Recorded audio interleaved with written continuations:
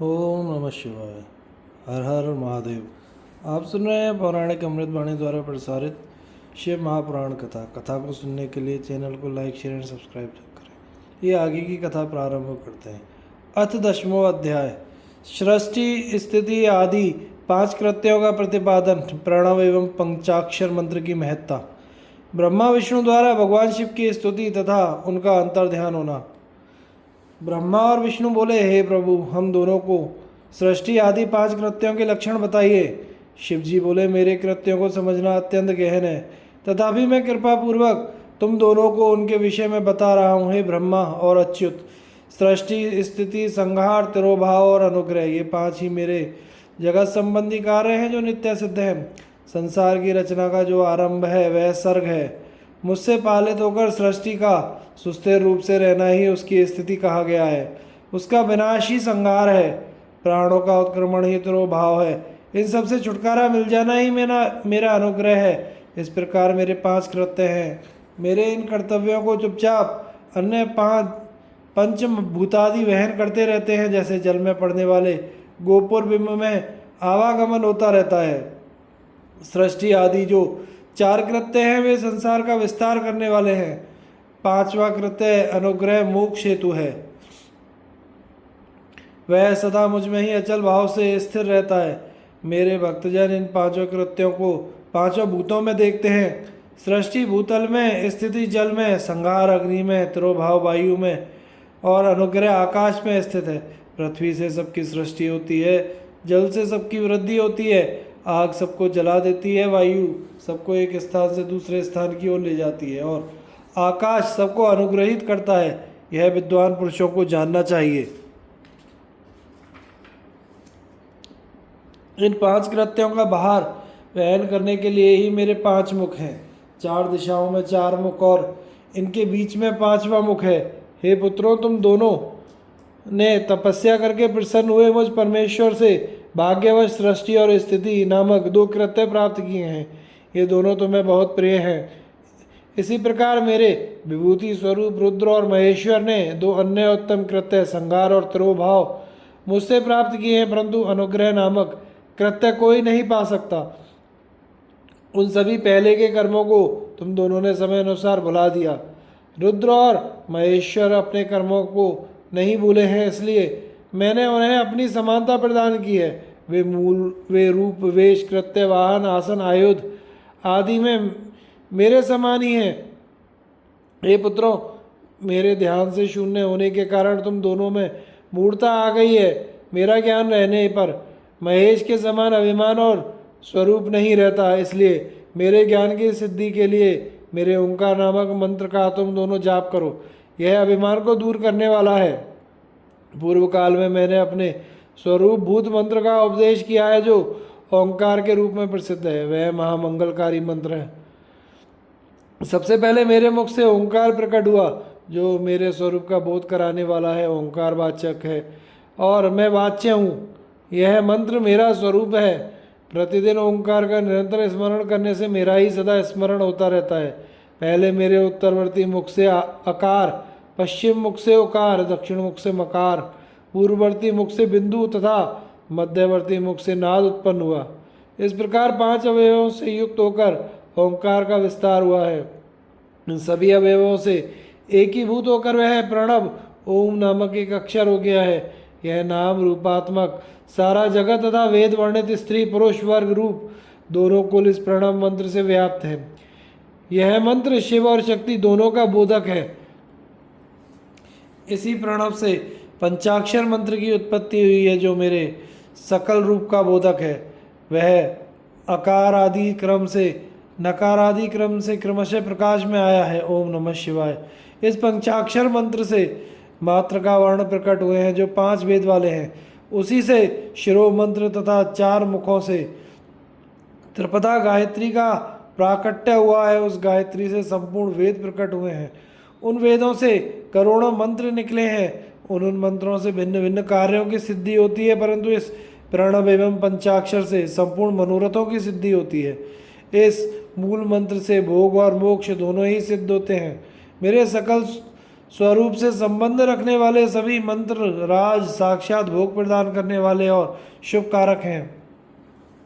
नंदीकेश्वर बोले, तदनंतर जगदम्बा पार्वती के साथ बैठे हुए गुरुवर महादेव जी ने उत्तराभिमुख बैठे हुए ब्रह्मा और विष्णु को पर्दा करने वाले वस्त्र से आच्छादित करके उनके मस्तक पर अपना कर कमल रखकर धीरे धीरे उच्चारण करके उन्हें मंत्र का उपदेश दिया। यंत्र तंत्र में बताई हुई विधि के पालन पूर्वक 3 बार मंत्र का उच्चारण करके भगवान शिव ने उन दोनों शिष्यों को मंत्र की दीक्षा दी। तत्पश्चात उन शिष्यों ने गुरु दक्षिणा के रूप में अपने आप को ही समर्पित कर दिया और दोनों हाथ जोड़कर उनके समीप खड़े हो उन देवश्रेष्ठ जगत गुरु का स्तवन किया।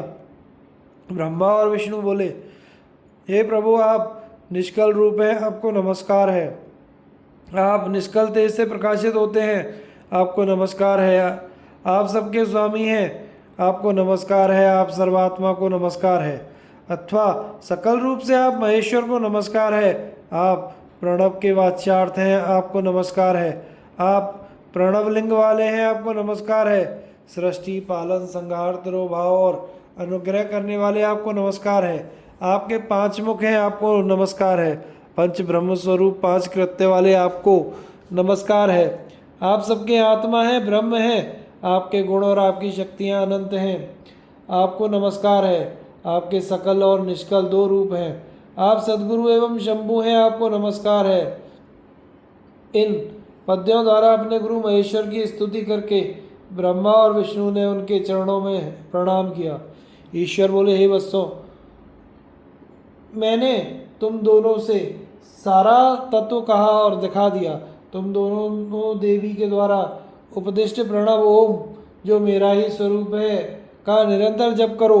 इसके जप से ज्ञान, स्थिर, भाग्य सब कुछ सदा के लिए प्राप्त हो जाता है। आर्द्रा नक्षत्र से युक्त चतुर्दशी को प्रणव का जप किया जाए तो वह अक्षय फल देने वाला होता है। सूर्य की संक्रांति युक्त महा आद्री नक्षत्र में एक बार किया हुआ प्रणव जप कोटि गुना जप का फल देता है।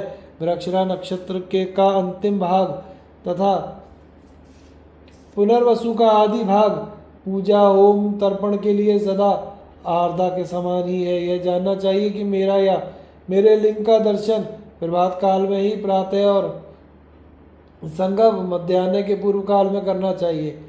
मेरे दर्शन पूजन के लिए चतुर्दशी तिथि निशीथ व्यापनी अथवा प्रदोष व्यापनी लेनी चाहिए, क्योंकि परिवर्तनी अमावस्या तिथि से संयुक्त चतुर्दशी की ही प्रशंसा की जाती है। पूजा करने वालों के लिए मेरी मूर्ति तथा लिंग दोनों समान है, फिर भी मूर्ति की अपेक्षा लिंग का श्रेष्ठ है। इसलिए मुमुक्षु पुरुषों को चाहिए कि वे वेर मूर्ति से भी श्रेष्ठ समझकर लिंग की ही पूजा करें। लिंग का ओंकार मंत्र से और वेर का पंचाक्षर मंत्र से पूजन करना चाहिए। शिवलिंग की स्वयं ही स्थापना करके दूसरों से भी स्थापना करवाकर उत्तम द्रव्य में उपचारों से पूजा करनी चाहिए। इस मेरा पद सुलभ हो जाता है। इस प्रकार उन दोनों शिष्यों को उपदेश देकर भगवान शिव वही अंतर ध्यान हो गए। इस प्रकार शिव महापुराण के अंतर्गत प्रथम विद्येश्वर संहिता में ओंकारोपदेश का वर्णन नामक 10वां अध्याय पूर्ण हुआ। अथेकादशो अध्याय शिवलिंग की स्थापना, उसके लक्षण, पूजन की विधि का वर्णन, शिव पद की प्राप्ति कराने वाले सत्कर्मों का विवेचन। ऋषिगण बोले, हे सूत जी, शिवलिंग की स्थापना कैसे करनी चाहिए, उसका लक्षण क्या है, उसकी पूजा कैसे करनी चाहिए, किस देश काल में करनी चाहिए, किस द्रव्य द्वारा उसका निर्माण होना चाहिए। सूत जी बोले, हे महर्षियों, मैं आप लोगों के लिए इस विषय का वर्णन करता हूँ, ध्यान देकर समझिए। अनुकूल एवं शुभ समय में किसी पवित्र तीर्थ में अथवा नदी आदि के तट पर अपनी रुचि के अनुसार ऐसी जगह शिवलिंग की स्थापना करनी चाहिए जहाँ नित्य पूजन हो सके।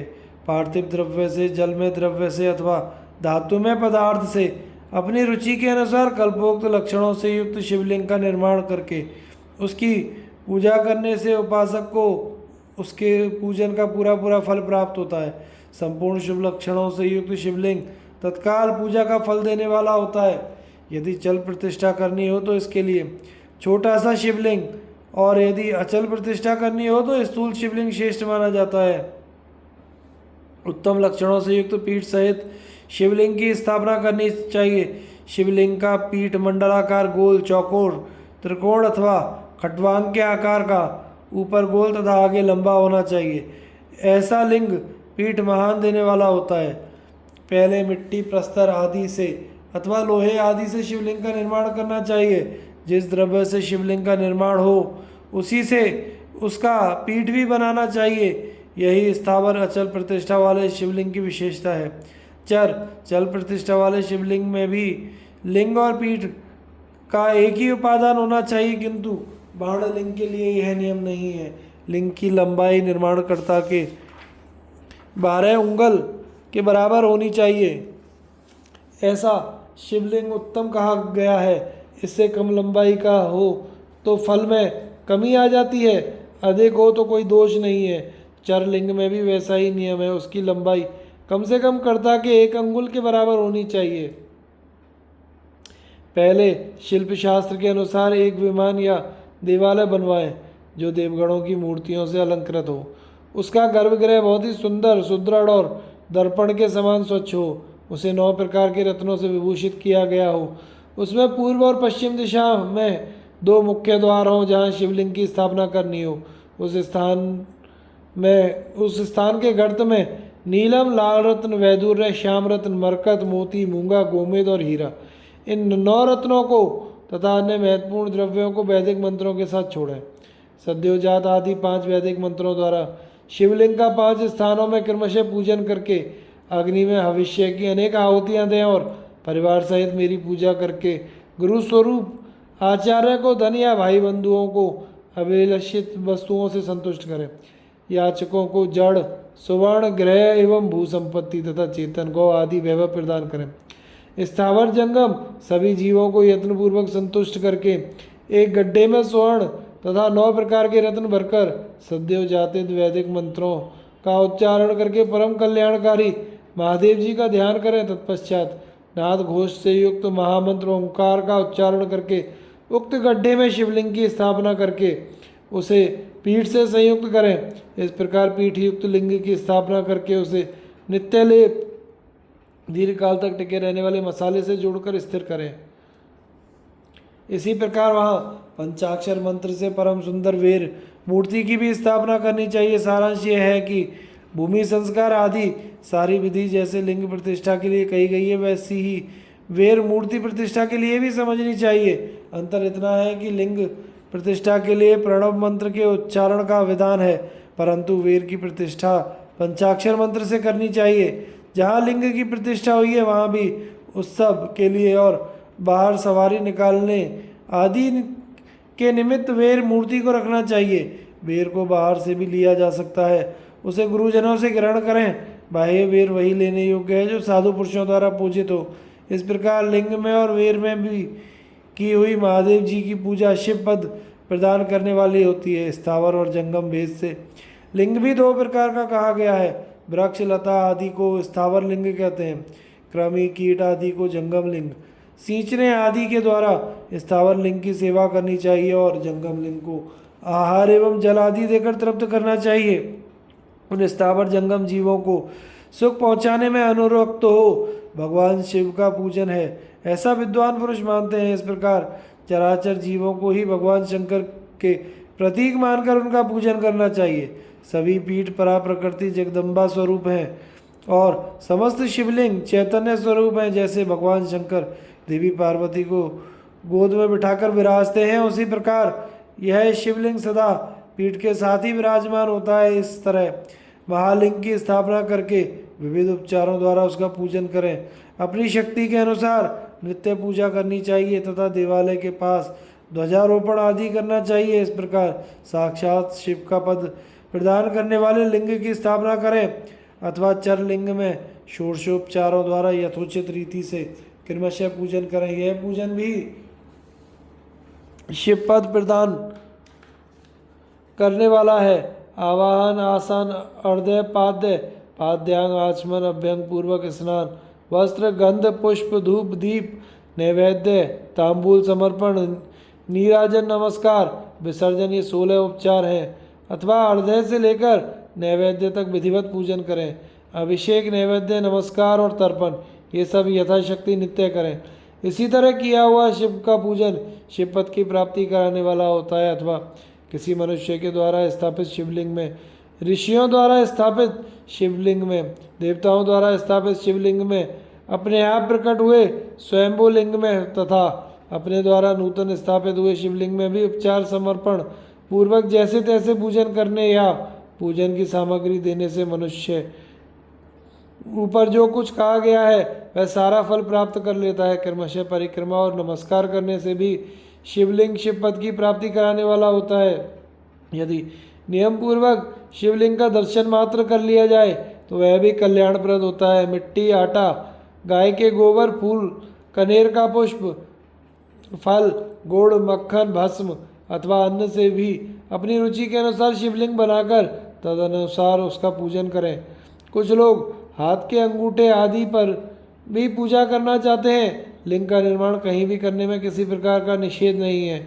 भगवान शिव सर्वत्र ही भक्त के प्रयत्न के अनुसार फल प्रदान करते हैं। अथवा श्रद्धा पूर्वक शिव भक्त को शिवलिंग का दान या लिंग के मूल्य का दान करने से भी शिवलोक की प्राप्ति होती है। अथवा प्रतिदिन 10,000 प्रणव मंत्र का जप करें। अथवा दोनों संध्याओं के समय 1,000 प्रणव का जप करें। यह क्रम भी शिव पद की प्राप्ति कराने वाला है, ऐसा जानना चाहिए। जप काल में मकारांत प्रणव का उच्चारण मन की शुद्धि करने वाला होता है। समाधि में मानसिक जप का विधान है। अन्य सब समय उपांशु जप ही करना चाहिए। नाद और बिंदु से युक्त ओंकार के उच्चारण को विद्वान पुरुष समान प्रणव कहते हैं। यदि प्रतिदिन आदरपूर्वक 10,000 पंचाक्षर मंत्र का जप किया जाए अथवा दोनों संध्याओं के समय 1,000 का ही जप किया जाए तो उसे शिव पद की प्राप्ति कराने वाला समझना चाहिए। ब्राह्मणों के लिए आदि में प्रणव से युक्त पंचाक्षर मंत्र अच्छा बताया गया है। फल की प्राप्ति के लिए दीक्षा पूर्वक गुरु से मंत्र ग्रहण करना चाहिए। कलश से किया हुआ स्नान, मंत्र की दीक्षा, मातृकाओं का न्यास, सत्य से पवित्र अंतःकरण वाला ब्राह्मण तथा ज्ञानी गुरु, इन सबको उत्तम माना गया है। द्विजों के लिए नमः शिवाय के उच्चारण का विधान है। द्विजेतरों के लिए अंत में नमः पद का प्रयोग की विधि है, अतः वे शिवाय नमः इस मंत्र का उच्चारण करें। स्त्रियों के लिए भी कहीं कहीं विधि पूर्वक अंत में नमः जोड़कर उच्चारण का विधान है। कोई कोई ऋषि ब्राह्मण की स्त्रियों के लिए नमः पूर्वक शिवाय के जप की अनुमति देते हैं, अर्थात वे नमः शिवाय का जप करें। पंचाक्षर मंत्र का 5 करोड़ जप करके मनुष्य भगवान सदाशिव के समान हो जाता है। 1, 2, 3 अथवा 4 करोड़ का जप करने से क्रमशः ब्रह्मा, विष्णु, रुद्र तथा महेश्वर का पद प्राप्त होता है। अथवा मंत्र में जितने अक्षर हैं उनका पृथक पृथक एक लाख जप करे तथा समस्त अक्षरों को का एक साथ ही जितने अक्षरों उतने लाख जप करे। इस तरह के जप को शिव पद की प्राप्ति कराने वाला समझना चाहिए। यदि 1,000 दिनों में प्रतिदिन 1 सहस्त्र जप के क्रम से पंचाक्षर मंत्र का 10 लाख जप पूरा कर लिया जाए तो प्रतिदिन ब्राह्मण भोजन कराया जाए तो उस मंत्र से अभीष्ट कार्य की सिद्धि होती है। ब्राह्मण को चाहिए कि वह प्रतिदिन प्रातःकाल में 1,008 बार गायत्री का जप करे। ऐसा होने पर गायत्री क्रमशः शिव का पद प्रदान करने वाली होती है। वेद मंत्रों और वैदिक सूक्तों का भी नियम पूर्वक जप करना चाहिए। एकाक्षर मंत्र 10,000, दशाण मंत्र 1,000, 100 से कम अक्षर वाले मंत्र 100 और उससे अधिक अक्षर वाले मंत्र यथाशक्ति 1 से अधिक बार जपने चाहिए। वेदों के पारायण को भी शिव पद की प्राप्ति कराने वाला जानना चाहिए। अन्य जो बहुत से मंत्र हैं उनका भी जितने अक्षर हैं उतने लाख जप करना चाहिए। एकाक्षर मंत्रों को उसी प्रकार करोड़ की संख्या में जपना चाहिए। अधिक अक्षर वाले मंत्र 1000 की संख्या में भक्ति पूर्वक जपने चाहिए। इस प्रकार जो यथाशक्ति जप करता है वह क्रमशः शिव पद प्राप्त कर लेता है। अपनी रुचि के अनुसार किसी एक मंत्र को अपनाकर मृत्यु पर्यंत प्रतिदिन उसका जप करना चाहिए, अर्थात ओम इस मंत्र का प्रतिदिन 1 सहस्त्र जप करना चाहिए। ऐसा करने पर भगवान शिव की आज्ञा से संपूर्ण मनोरथों की सिद्धि होती है। जो मनुष्य भगवान शिव के लिए फुलवाड़ी या बगीचे लगाता है तथा शिव की के सेवा कार्य के लिए मंदिर में झाड़ने बहारने आदि की व्यवस्था करता है, वह इस पुण्य कर्म को करके शिव पद प्राप्त कर लेता है। जो भगवान शिव के काशी आदि क्षेत्र हैं उनमें भक्ति पूर्वक नित्य निवास करे, वे जड़ चेतन सभी को भोग और मोक्ष देने वाले होते हैं। अतः विद्वान पुरुष को भगवान शिव के क्षेत्र में मृत्यु पर्यंत निवास करना चाहिए। मनुष्यों द्वारा स्थापित शिवलिंग से चारों ओर 100 हाथ तक पुण्य क्षेत्र कहा गया है। ऋषियों द्वारा स्थापित शिवलिंग के चारों ओर 1000 हाथ तक पुण्य क्षेत्र होता है। इसी प्रकार देवताओं द्वारा स्थापित शिवलिंग के चारों ओर 1000 हाथ तक पुण्य क्षेत्र समझना चाहिए। स्वयंभू लिंग के चारों ओर तो 1000 धनुष 4000 हाथ तक पुण्य क्षेत्र होता है। पुण्य क्षेत्र में स्थित बावड़ी, कुआं, पोखरे आदि को शिवगंगा समझना चाहिए। भगवान शिव का ऐसा ही वचन है, वहाँ स्नान दान और जप करके मनुष्य भगवान शिव को प्राप्त कर लेता है। मृत्यु पर्यंत शिव के क्षेत्र का आश्रय लेकर रहना चाहिए। जो शिव के क्षेत्र में अपने किसी मृत संबंधी का दाह, दशा, मासिक श्राद्ध, सपिंडीकरण अथवा वार्षिक श्राद्ध करता है अथवा कभी भी शिव के क्षेत्र में अपने पितरों को पिंड देता है, वह तत्काल सब पापों से मुक्त हो जाता है और अंत में शिव पद पाता है। अथवा शिव के क्षेत्र में 7, 5, 3 या एक ही रात निवास कर ले, ऐसा करने से भी क्रमशः शिव पद की प्राप्ति होती है। लोक में अपने अपने वर्ण के अनुरूप सदाचार का पालन करने से भी मनुष्य शिव पद को प्राप्त कर लेता है। वर्णानुकूल आचरण से तथा भक्ति भाव से वह अपने सत्कर्म का अतिशय फल पाता है। कामना पूर्वक किए हुए अपने कर्म के अभीष्ट फल को शीघ्र पा लेता है। निष्काम भाव से किया हुआ सारा कर्म साक्षात शिव पद की प्राप्ति कराने वाला है। दिन के 3 विभाग होते हैं, प्रातः, मध्याह्न और सायाह्न। इन तीनों में क्रमशः एक एक प्रकार के कर्म का संपादन किया जाता है। प्रातःकाल को शास्त्र विहित नित्य कर्म के अनुष्ठान का समय जानना चाहिए। मध्याह्न काल सकाम कर्म के लिए उपयोगी है तथा सायंकाल शांति कर्म के लिए उपयुक्त है, ऐसा जानना चाहिए। इसी प्रकार रात्रि में भी समय का विभाजन किया गया है। रात के 4 प्रहरों में से जो बीच के 2 प्रहर हैं उन्हें निशीत काल कहा गया है। विशेषतः उस काल में की हुई भगवान की पूजा अभीष्ट फल देने वाली होती है। ऐसा जानकर कर्म करने वाला मनुष्य यथोक्त फल का भागी होता है। विशेषतः कलयुग में कर्म से ही फल की सिद्धि होती है। अपने अपने अधिकार के अनुसार ऊपर कहे गए किसी भी कर्म के द्वारा शिवाराधन करने वाले पुरुष यदि सदाचारी है और पाप से डरता है तो वह उन कर्मों को का पूरा फल अवश्य प्राप्त कर लेता है। ऋषिगण बोले, हे सूत जी, अब आप हमें पुण्य क्षेत्र बताइए जिनका आश्रय लेकर सभी स्त्री पुरुष शिव पद प्राप्त कर लें। हे सूत जी, हे योगी वरों, मैं श्रेष्ठ शिव क्षेत्रों में तथा शैवागमों में शिव विषयक शास्त्रों का भी वर्णन कीजिए। सूत जी बोले, हे ऋषियों, सभी क्षेत्रों और आगमों का वर्णन श्रद्धापूर्वक सुनिए। इस प्रकार शिव महापुराण के अंतर्गत प्रथम विद्येश्वर संहिता में शिवलिंग की पूजा आदि का वर्णन नामक 11वां अध्याय पूर्ण हुआ। अथ 12वां अध्याय मोक्षदायक पुण्य क्षेत्रों का वर्णन। काल विशेष में विभिन्न नदियों के जल में स्नान के उत्तम फल का निर्देश तथा तीर्थों में पाप से बचे रहने की चेतावनी। सूत जी बोले, हे बुद्धिमान महर्षियों, मोक्षदायक शिव क्षेत्रों का वर्णन सुनिए। तत्पश्चात मैं लोक रक्षा के लिए शिव संबंधी आगमों का वर्णन करूंगा। पर्वत, वन और कानों सहित इस पृथ्वी का विस्तार 50 करोड़ योजन है। भगवान शिव की आज्ञा से पृथ्वी संपूर्ण जगत को धारण करके स्थित है।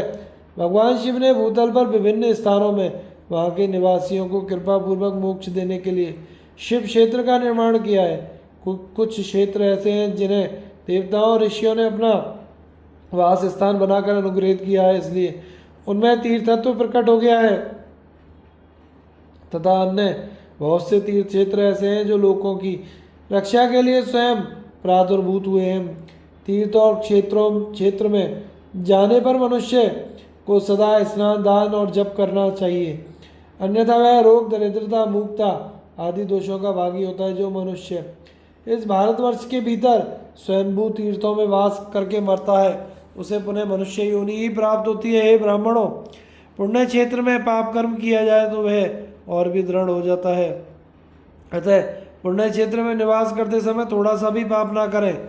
जिस किसी भी उपाय से मनुष्य को पुण्य क्षेत्र में वास करना चाहिए, सिंधु और गंगा नदी के तट पर बहुत से पुण्य क्षेत्र हैं। सरस्वती नदी परम पवित्र और 60 मुख वाली कही गई है, अर्थात उसकी 60 धाराएं हैं। जो विद्वान पुरुष सरस्वती की उन धाराओं के तट पर निवास करता है वह क्रमशः ब्रह्मपद को पा लेता है। हिमालय पर्वत से निकली हुई पुण्य सलिल गंगा 100 मुख वाली नदी है। उसके तट पर काशी आदि अनेक पुण्य क्षेत्र हैं। वहाँ मकर राशि के सूर्य होने पर गंगा की तटभूमि पहले से भी अधिक प्रशस्त एवं पुण्यदायक हो जाती है। शोणभद्र नद की 10 धाराएं हैं। वह बृहस्पति के मकर राशि में आने पर अत्यंत पवित्र और अभीष्ट फल देने वाली हो जाती है। उस समय वहाँ स्नान और उपवास करने से विनायक पद की प्राप्ति होती है। पुण्य सलिल महानदी नर्मदा के 24 मुख स्रोत हैं। उसमें स्नान तथा उसके तट पर निवास करने से मनुष्य को वैष्णव पद की प्राप्ति होती है। तमसा नदी के 12 तथा रेवा के 10 मुख हैं। परम पुण्यमयी गोदावरी के 21 मुख बताए गए हैं। वह ब्रह्म हत्या तथा गोवध के पाप को भी नाश करने वाली एवं रुद्रलोक देने वाली है। कृष्णवेणी नदी का जल बड़ा पवित्र है। वह नदी समस्त पापों का नाश करने वाली है। उसके 18 मुख बताए गए हैं तथा वह विष्णुलोक प्रदान करने वाली है। तुंगभद्रा के 10 मुख हैं। वह ब्रह्मलोक देने वाली है। पुण्य सलिल सुवर्णमुखी के 9 मुख कहे गए हैं। ब्रह्मलोक से लौटे हुए जीव उसी के तट पर जन्म लेते हैं। सरस्वती, पंपा, कन्याकुमारी तथा शिवकारक श्वेत नदी ये सभी पुण्य क्षेत्र हैं। इनके तट पर निवास करने से इंद्रलोक की प्राप्ति होती है। सह्य पर्वत से निकली हुई महानदी कावेरी परम पुण्यमयी है। उसके 27 मुख बताए गए हैं। वह संपूर्ण अभीष्ट वस्तुओं को देने वाली है। उसके तट स्वर्गलोक की प्राप्ति कराने वाले हैं तथा ब्रह्मा विष्णु का पद देने वाले हैं। कावेरी के जो तट शैव क्षेत्र के अंतर्गत हैं वे अभीष्ट फल देने के साथ ही शिवलोक प्रदान करने वाले हैं। नैमिषारण्य तथा भद्रिका आश्रम में सूर्य और बृहस्पति के मेष राशि में आने पर यदि स्नान करें तो उस समय वहाँ किए हुए स्नान पूजन आदि को ब्रह्मलोक की प्राप्ति कराने वाला जानना चाहिए। सिंह और कर्क राशि में सूर्य की संक्रांति होने पर सिंधु नदी में किया हुआ स्नान तथा केदार तीर्थ के जल का पान एवं स्नान ज्ञानदायक माना गया है। जब बृहस्पति सिंह राशि में स्थित हो उस समय सिंह की संक्रांति से युक्त भाद्रपद मास में यदि गोदावरी के जल में स्नान किया जाए तो वह शिवलोक की प्राप्ति कराने वाला होता है। ऐसा पूर्व काल में स्वयं भगवान शिव ने कहा था। जब सूर्य और बृहस्पति कन्या राशि में स्थित हो तब यमुना और शोणभद्र में स्नान करें। वह स्नान धर्मराज तथा गणेश जी के लोक में महान भोग प्रदान कराने वाला होता है। यह महर्षियों की मान्यता है। जब सूर्य और बृहस्पति तुला राशि में स्थित हों तो उस समय कावेरी नदी में स्नान करें। वह स्नान भगवान विष्णु के वचन की महिमा से संपूर्ण अभीष्ट वस्तुओं को देने वाला माना गया है। जब सूर्य और बृहस्पति वृश्चिक राशि पर आ जाएं तब मार्गशीर्ष महीने में नर्मदा नदी में स्नान करने से विष्णु लोक की प्राप्ति होती है। सूर्य और बृहस्पति के धनु राशि में स्थित होने पर स्वर्णमुखी नदी में किया हुआ स्नान शिवलोक प्रदान कराने वाला होता है। यह ब्रह्मा जी का वचन है। जब सूर्य और बृहस्पति मकर राशि में स्थित हों उस समय माघ मास में गंगा जी के जल में स्नान करना चाहिए। ब्रह्मा जी का कथन है कि वह स्नान शिवलोक की प्राप्ति कराने वाला होता है। शिवलोक के पश्चात ब्रह्मा और विष्णु के स्थानों में सुख भोग कर अंत में मनुष्य को ज्ञान प्राप्ति हो जाती है। माघ मास में तथा सूर्य के कुंभ राशि में स्थित होने पर फाल्गुन मास में गंगा जी के तट पर किया हुआ श्राद्ध पिंड अथवा तिलोदान पिता और नाना दोनों के कुलों के पितरों की अनेकों पीढ़ियों का उद्धार करने वाला माना गया है। सूर्य और बृहस्पति जब मीन राशि में स्थित हो तो तब कृष्णवेणी नदी में किए गए स्नान की ऋषियों ने प्रशंसा की है। उन महीनों में पूर्वोक्त तीर्थों में किया हुआ स्नान इंद्रपद की प्राप्ति कराने वाला होता है। विद्वान पुरुष गंगा अथवा कावेरी नदी का आश्रय लेकर तीर्थवास करें। ऐसा करने से उस समय में किए हुए पाप का निश्चय ही नाश हो जाता है। रुद्रलोक प्रदान करने वाले बहुत से क्षेत्र हैं। ताम्रपर्णी और वेगवती, ये दोनों नदियाँ ब्रह्मलोक की प्राप्ति का फल देने वाली हैं। उन दोनों के तट पर अनेक स्वर्गदायक क्षेत्र हैं। उन दोनों के मध्य में बहुत से पुण्यप्रद क्षेत्र हैं। वहाँ निवास करने वाला विद्वान पुरुष वैसे फल का भागी होता है। सदाचार, उत्तम वृत्ति और तथा सद्भावना के साथ मन में दया भाव रखते हुए विद्वान पुरुष को तीर्थ में निवास करना चाहिए, अन्यथा उसका फल नहीं मिलता। पुण्य क्षेत्र में किया हुआ थोड़ा सा पुण्य भी अनेक प्रकार से वृद्धि को प्राप्त होता है तथा वहाँ किया हुआ छोटा सा पाप भी महान हो जाता है। यदि पुण्य क्षेत्र में रहकर ही जीवन बिताने का निश्चय हो तो उस पुण्य संकल्प से उसका पहले का सारा पाप तत्काल नष्ट हो जाएगा, क्योंकि पुण्य को ऐश्वर्यदायक कहा गया है। हे ब्राह्मणों, तीर्थवास जनित पुण्य कायिक, वाचिक और मानसिक सारे पापों का नाश कर देता है। तीर्थ में किया हुआ मानसिक पाप वज्रलेप हो जाता है, वह कई कल्पों तक पीछा नहीं छोड़ता। वैसा पाप केवल ध्यान से ही नष्ट होता है, अन्यथा नष्ट नहीं होता। वाचिक पाप जब से तथा कायिक पाप शरीर को सुखाने जैसे कठोर तप से नष्ट होता है। धनोपार्जन में हुए पाप दान से नष्ट होते हैं, अन्यथा करोड़ों कल्पों में भी उनका नाश नहीं होता। कभी कभी अतिशय मात्रा में बड़े पापों से पुण्य भी नष्ट हो जाते हैं। पुण्य और पाप दोनों का बीजांश वृद्धांश और भोगांश होता है। बीजांश का नाश ज्ञान से, वृद्धांश का ऊपर लिखे प्रकार से तथा भोगांश का नाश भोगने से होता है। अन्य किसी प्रकार से करोड़ों पुण्य करके भी पाप के भोगांश नहीं मिट सकते। पाप बीज के अंकुरित हो जाने पर उसका अंश नष्ट होने पर भी शेष पाप ही भोगना पड़ता है। देवताओं की पूजा, ब्राह्मणों को दान तथा अधिक तप करने से समय पाकर पाप भोग मनुष्यों के सहने योग्य हो जाते हैं। इसलिए सुख चाहने वाले व्यक्ति को पापों से बचकर ही तीर्थवास करना चाहिए। इस प्रकार श्री शिव महापुराण के अंतर्गत प्रथम विद्येश्वर संहिता में शिव क्षेत्र का वर्णन नामक 12वां अध्याय पूर्ण हुआ। आगे की कथा का प्रसारण हम अगले भाग में करेंगे। चैनल को लाइक शेयर एंड सब्सक्राइब करें। धन्यवाद।